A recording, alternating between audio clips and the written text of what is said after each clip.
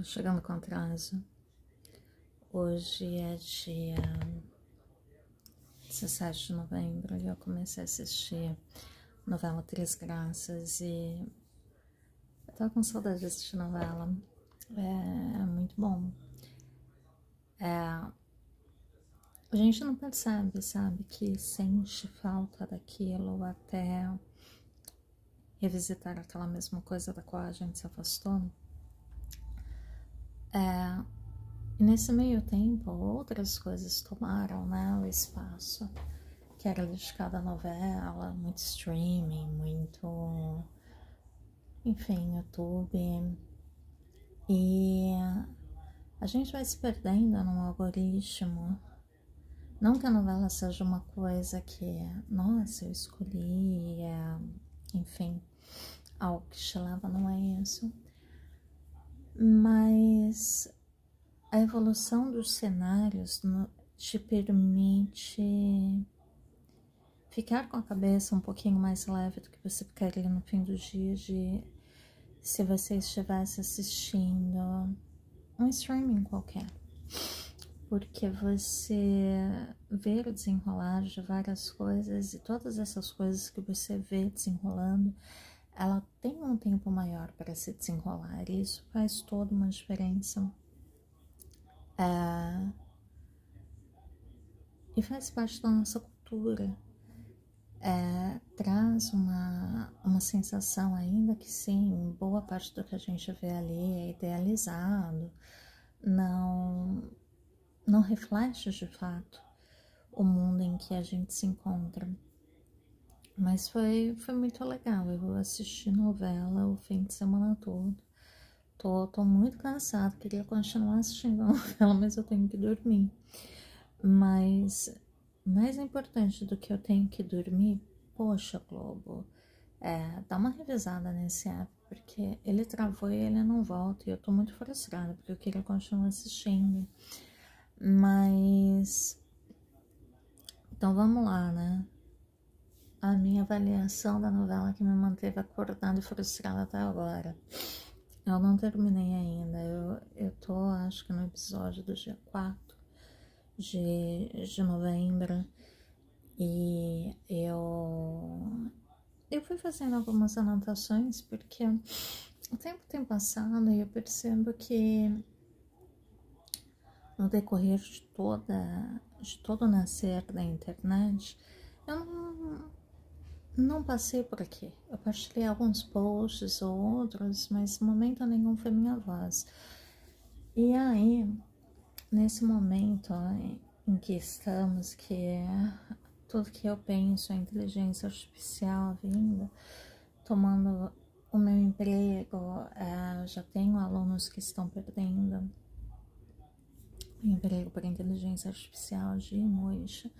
É uma questão que me aflige, porque, enfim, é o meu sustento, como que eu me mantenho, etc. Aí eu fico pensando, poxa, eu deveria vir aqui e contribuir enquanto professora de inglês, tentar marketar o meu trabalho, mas eu não gostaria, sinceramente, de fazer isso, porque isso seria mais uma carga além da que eu já tenho.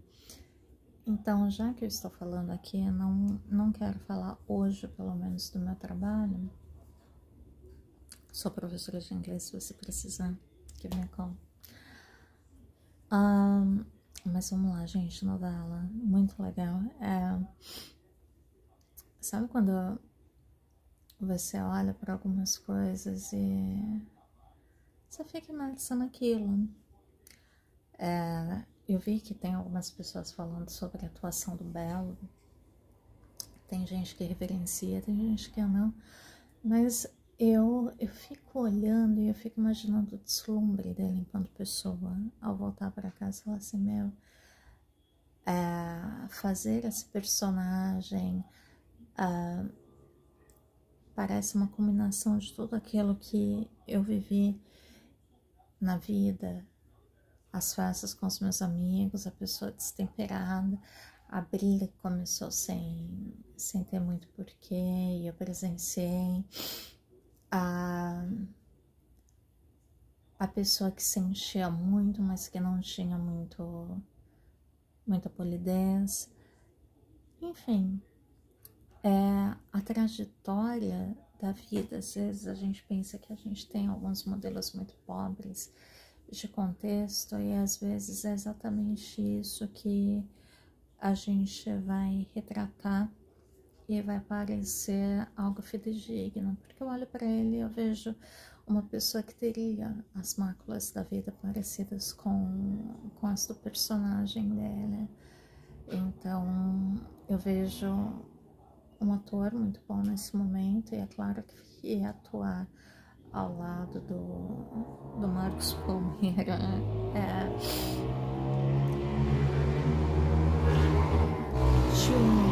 uma coisa que passa para você, são anos e anos de experiência, e fica evidente o domínio dele quando ele está em cena falando com o público, e isso é maravilhoso.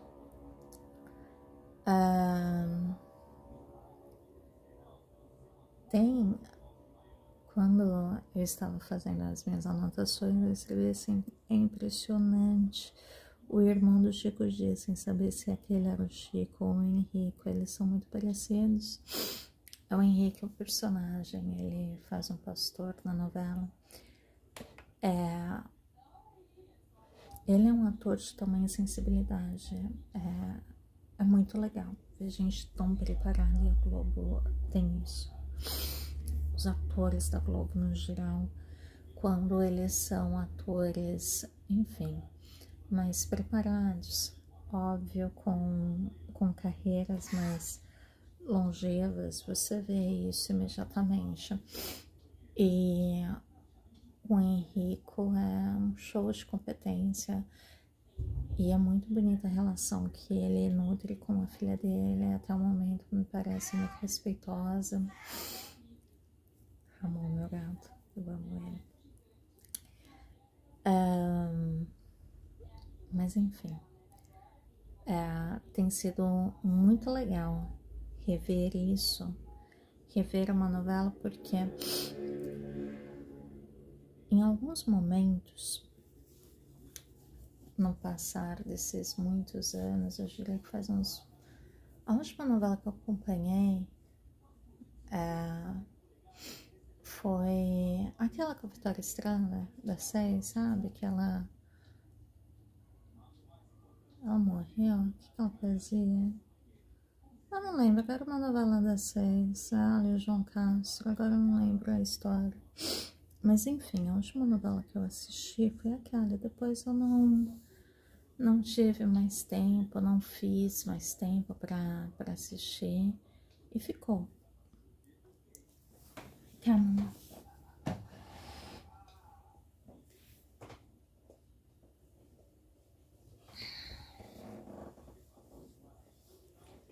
E aí tem essa novela, que foi a última que eu assisti, me divertindo, sabe? Depois eu assisti outras novelas, claro, a família ainda fazia isso. Mas a última novela mesmo que eu assisti, eu acho que foi Dona do Pedaço. E a novela Dona do Pedaço, ela me irritava profundamente. O diálogo era pobre, uma repetição sem fim. Era um texto monótono. Eu acho que ela é até do mesmo autor dessa novela. E assim, é engraçado porque... Não sei se é porque o trabalho é colaborativo, porque chegou novas instruções e eles precisaram rever algumas coisas, mas o texto é tão fluido agora e se aproxima tanto, sabe, de diálogos, por mais que ficcionalizados, de diálogos que você poderia ver tomando corpo em ambientes familiares, que você consegue conceber aquilo como crível. Por exemplo, em Dona do Pedaço eles falavam muito, porque era Maria da Paz, sei lá, ela comprou uma casa de luxo. Uma casa de luxo não me parece uma coisa que as pessoas falavam, pelo menos até aquele momento, né? As pessoas, para mim, na minha cabeça, as pessoas falariam uma mansão, comprou uma casa enorme, foi para um condomínio, acendeu de uma outra forma. Não usaria casa de luxo. Usaria uma senhora casa, sei lá, qualquer outra coisa, mas me parecia estranho. E essa melhora do diálogo das novelas, eu percebi isso quando eu assisti Todas as Flores, que foi um produto menor, que eu também, assim, amei assistir numa tacada só. E quando um dia minha TV deu um problema, porque a Smart TV, às vezes, ela decide que ela não quer conectar. E aí eu comecei a assistir TV aberta. E quando eu fui pra TV, enfim, aberta, TV a cabo, eu não sei mais o que assistir. Nesse processo de tanta exposição e de tanta escolha, às vezes eu não sei o que fazer com tudo isso.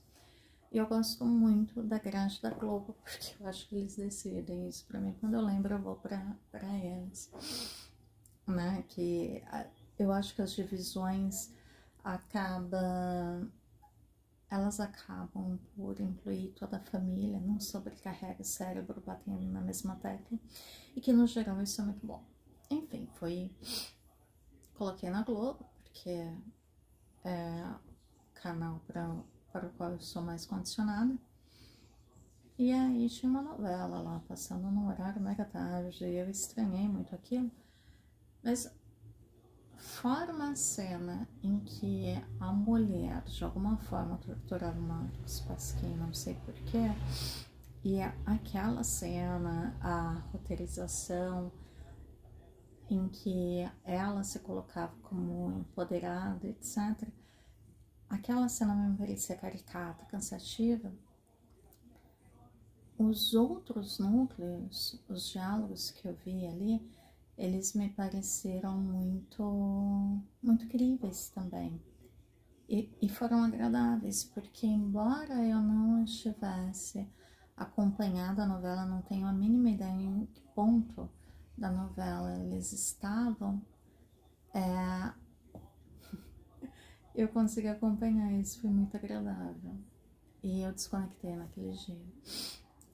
Agora eu ainda estou esperando a Globo, tá? Porque eu queria estar assistindo a novela e são quase 3 horas da manhã e eu preciso acordar amanhã às 7. Mas enfim, o diálogo no geral desta novela, As Três Graças, ele é bom, ele é muito bom. A Gira Paz, ela fez enfim, ela leu, né? Encenou o texto em que eles fizeram uma menção ao Criança Esperança. E assim, a mulher é tão talentosa que ela falou daquilo com, sabe, sabe aquele tipo de declaração singela que as pessoas que nos rodeiam ainda fazem? Sabe, X? Aí você fala assim, não esperava que você fosse falar sobre X, você gosta de X? Aí a pessoa fala assim, sim, X é muito especial para mim, porque ele é próximo do Z, do Y e do W, e são letras que a gente quase pouco usa, sei lá o que ela vai falar. Aí você olha e fala assim, nossa, que legal, que bonitinho isso. E você se conecta, porque você vê naquele relato algo verdadeiro. Eu falei assim, gente, a pessoa é tão talentosa que ela te faz comprar a ideia do Criança Esperança de uma forma que não seja apelativa. é muito legal você ter bons atores desta forma. E essa novela é um desfile de bons atores. É um desfile, são muitos, por todos os lados. Você ter, enfim, a Arlete Salles, ela brilha em cada cena, e eu acho que ela brilha mais ainda pela escrita do papel dela. E eu diria que hoje, ao ver papéis para as pessoas mais velhas, o mais interessante é estar mais velha também e entender as nuances. E você olhar aquela mulher sendo maltratada, etc., pela filha, em algumas frases que você olha e fala assim, tá, o que essa filha fala é até certo ponto jocoso, mas é de todo modo sempre desconcertante. E aí, uma coisa que me inquieta é qual a origem, que momento, né, se nasce uma vilã, porque a Grazi é uma vilã, ela é linda, ela é maravilhosa e etc, mas como que as pessoas se tornam o que se tornam? E eu acho isso interessante. A Grazi, ela tá muito bem no papel de vilã, não que ela tenha feito vilanias, de fato, ela, até esse momento, ela é uma pessoa sem nenhum tipo de bússola moral. Como eu disse, o desenvolvimento de uma novela, ele se dá em banho-maria. E isso até é interessante em alguns aspectos, mas enfim. Deixa eu ver o que mais escrevi aqui.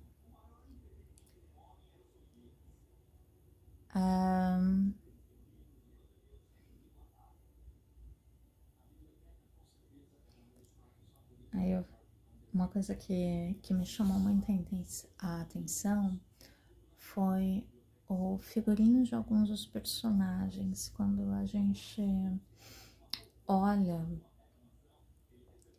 e consegue identificar exatamente que eles são pobres, porque você fala assim, tem uma vizinha, ou 7, ou uma dúzia, fora algumas tias que se vestem exatamente daquela forma, e é o típico. E é muito engraçado você se reconhecer, né? Não propriamente a sua pele, mas o seu redor, enfim, os elementos que te definem. O que é o guarda-roupa, o figurino da sogra do porteiro em frente à casa da Gerlusa? Aliás, eu fui buscar o nome desse ator porque eu vi um outro trabalho recente em que ele fazia parte do núcleo principal e ele era o pai da... qual que é o nome da menina? Da menina que tá grávida, Camila...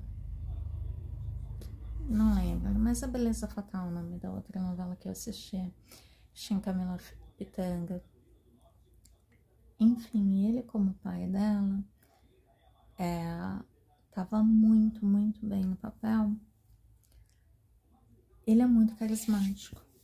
E quando eu o vi nesse papel como porteiro, não sei se por retratar um homem simples, alguns aspectos, né, a pele, a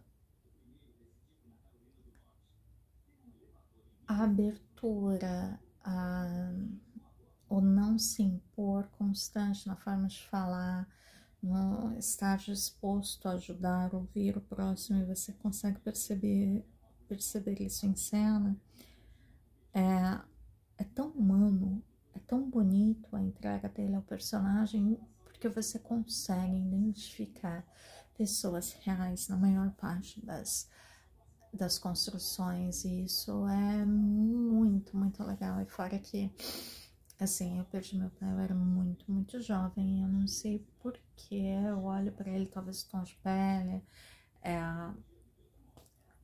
não sei, linha do cabelo, alguma coisa, isso me faz lembrar do meu pai, então ele tem um quentinho todo especial para mim. Deixa eu ver o que mais. Grazi. Então, como eu havia dito, ela está bem no papel dela, de ser vilã, gata e má, mas eu acho que alguma coisa falta. E eu acho que nesse personagem o que falta, que às vezes parece não tão coerente, é claro que eventualmente, conforme nós formos assistindo a novela, essa impressão pode se dissipar, mas a São Paulo que eles abordam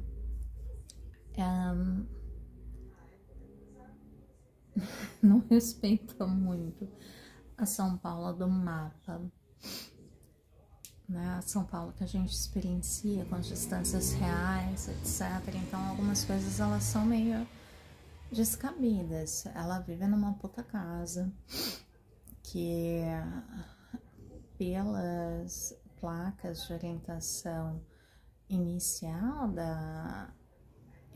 da novela, sugerem que ela mora na Aclimação. E aí você tem assim uma casa que parece um palacete histórico, tombado, possivelmente, numa região sem muros altos ou cobertos, é uma região mista, você vê o comércio, um prédio residencial na frente. Não me parece típico para a região ou para São Paulo, mas principalmente alguém que parece ter crescido num cenário de muito privilégio, e como a própria mãe dela disse, porque você estudou nos melhores colégios, etc. Para quem está na Aclimação, por que você tem um sotaque do interior de São Paulo? Por que você puxa os R's de uma forma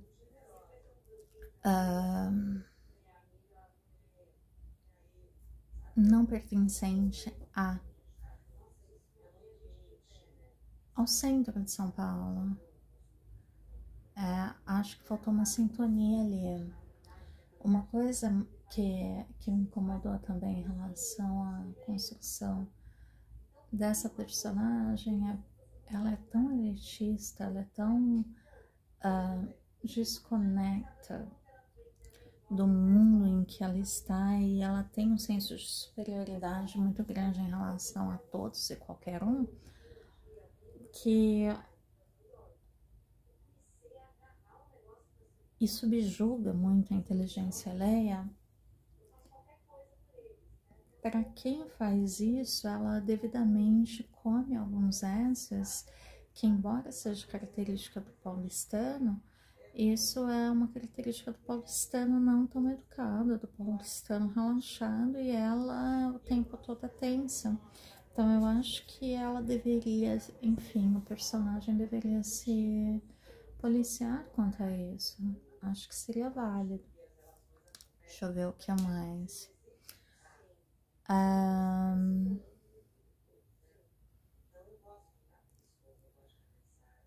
E aí eu tenho outras observações em relação à voz. O personagem do Murilo Benício, eu não sei o nome dele. Eu vejo novela de verdade, eu não sei o nome de ninguém, de um ou de outro, sei o nome dos atores, em muitos casos, e às vezes não. As informações, elas Elas oscilam de vez em quando. Às vezes eu chamo pelo nome da pessoa, às vezes eu chamo pelo nome do personagem. Mas enfim, o personagem do Murilo Benício, ele tem um sotaque que me é muito estranho, porque eu não consigo identificar exatamente de onde é esse sotaque. Eu falei que eu devo ter falado, sou professora de inglês, e eu achava particularmente estranho a forma como ele falava, como se estivesse fazendo, enfim, como se as consoantes fossem mais secas, algumas vogais um pouco mais prolongadas.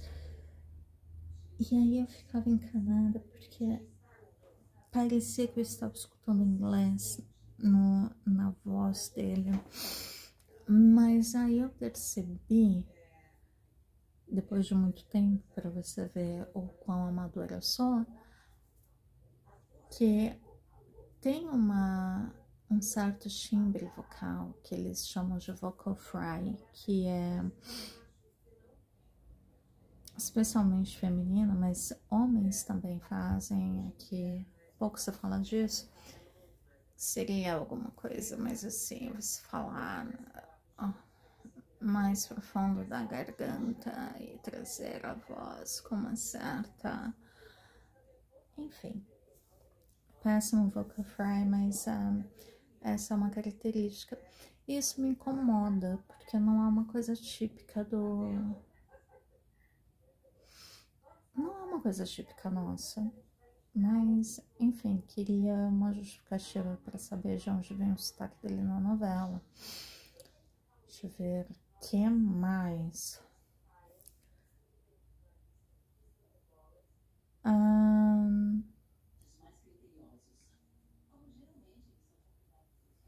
E a sala do escritório dele.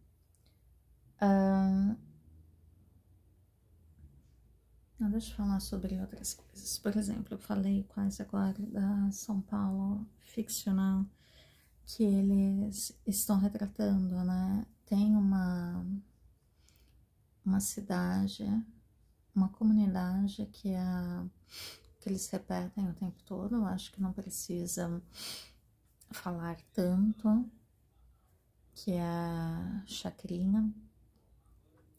E essa comunidade fica dentro da Brasilândia. E aí você vê ela fazendo alguns caminhos que seriam inviáveis. Por exemplo, de quem vai para Brasilândia, ela passa pela ladeira Porto Geral. E aí ela pega o ônibus no viaduto ali em cima da passarela da 23 de maio. Você vê enfim, ela pegando o ônibus em alguns momentos. Ela só anda de ônibus, nada dele pegar metrô. Você vê ela pegando o ônibus ali pra ir pro trabalho dela na aclimação, sendo que a aclimação é linha verde, se tá em Pinheiros, por que não fazer uso disso? É uma cidade de São Paulo que, assim, as distâncias não existem e não são propriamente representadas. Por exemplo, teve um dia que a menina, essa personagem me irrita, alguns personagens me irritam porque eu acho que enfim, eles não têm muito destaque, eles só precisam demonstrar desconforto e aí a gente fica quando que tudo sai fora da tela. E essa menina, filha do Murilo na novela, é chato. Não tá feliz porque, enfim, ela sente culpa porque o pai tem dinheiro e etc, mas não conseguiu até agora mostrar isso de uma forma crível. Ela, enfim, um dia ela foi andar de bicicleta com uma roupa temerosa. Eu poderia, enfim, escolher algumas coisas mais agradáveis aos olhos, sabe? uma coisa é você realmente ter um cartão de crédito limitado, escolhas limitadas. Agora, com tudo à disposição, tu escolher ser feia é demais, é o caso. Enfim, ela saiu, foi andar na bicicleta elétrica dela. E aí esses takes, por exemplo, a casa deles é em uma das ruas mais caras de São Paulo. Quando você vem ali pela Cidade Jardim, tem, você vai ver ali, eu acho que é Tucumã, onde tem o Clube Pinheiros, ou Hebraica, sei lá, não, Hebraica fica em outra. Tem esse clube que é muito caro, aqui em São Paulo. E descendo aquelas ruas ali, antes de você realmente conseguir acessar a Marginal Pinheiros, tem algumas ruas paralelas, em uma delas a Seridó, e são os prédios mais caros, enfim, um dos prédios mais caros de São Paulo, mas quem mora ali tem muito dinheiro. E, enfim, e aí tem essa rua, a Seridó, que é uma concentração de multimilionários, com esses clubes, né, próximos, como a Hebraica, o Pinheiros, que servem os 4 centenários da cidade. E elas estão aqui, né? Aí, nesta posição aqui, nós temos a Avenida Cidade Jardim. Na Avenida Cidade Jardim tem uma ponte. E nessa ponte, do outro lado, nós temos o Parque do Povo.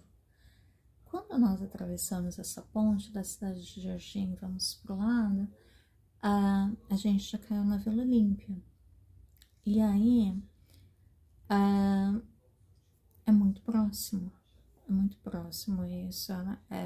Quando eu trabalhava em company, que eu precisava cruzar a cidade, eu fazia esse caminho a pé inúmeras vezes por dia. E era muito tranquilo.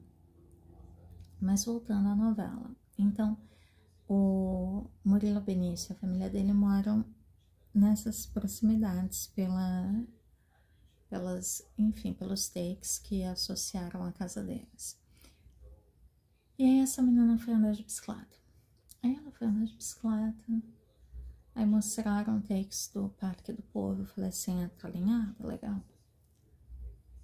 Aí daqui a pouco me mostra ela batendo palma na Praça do Sol, lá na Vila Madalena. Aí você fala assim, puta que eu parei, cara, que São Paulo é essa?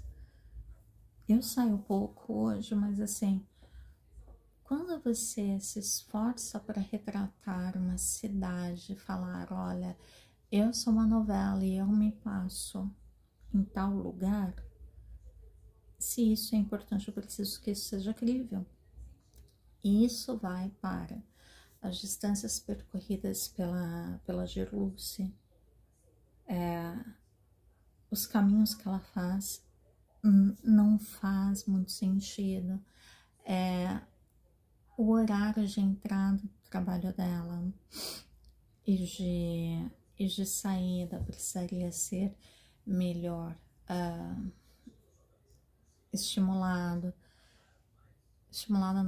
melhor delimitado para quem está assistindo, porque eu não entendo isso, o horário que ela acorda e a forma como as pessoas já estão ali dispostas a estarem ao auxílio dela, me parece estranho. Claro que é uma obra fictícia, é para a gente pensar, mas novamente, é o esforço, porque você está cedendo a sua imaginação, você está comprando aquilo, mas em que momento a gente começa a ser idiota da obra?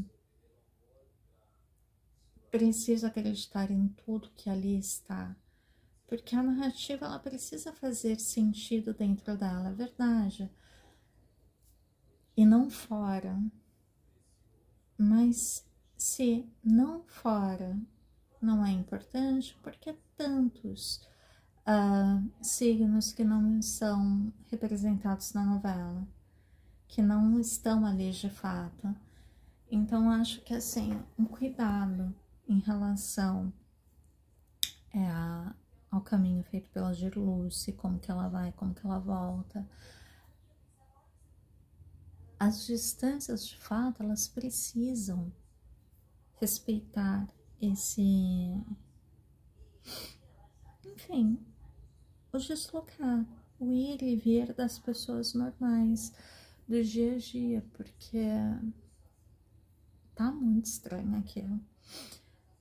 São Paulo tá perigoso pra caramba também, ela pega aquele telefone o tempo todo. Eu sei que o telefone serve pra se comunicar com pessoas, mas em pleno 2025, você pegar o seu telefone e falar abertamente em qualquer ponto da cidade, enquanto caminha, me parece deslocado. E ela é uma pessoa que deveria ter um conhecimento maior dos arredores, né? E saber que aquele é um grande risco para ela. E alguém que tá tão quebrado como ela, não arriscaria o celular assim à toa e falar assim: olha, eu tô aqui presa. Uma presa fácil para vocês. Eu acho que ela evitaria isso. Deixa eu ver aqui mais. Quem me incomodou nesse quesito. Novamente, o escritório do Murilo Benício, ele...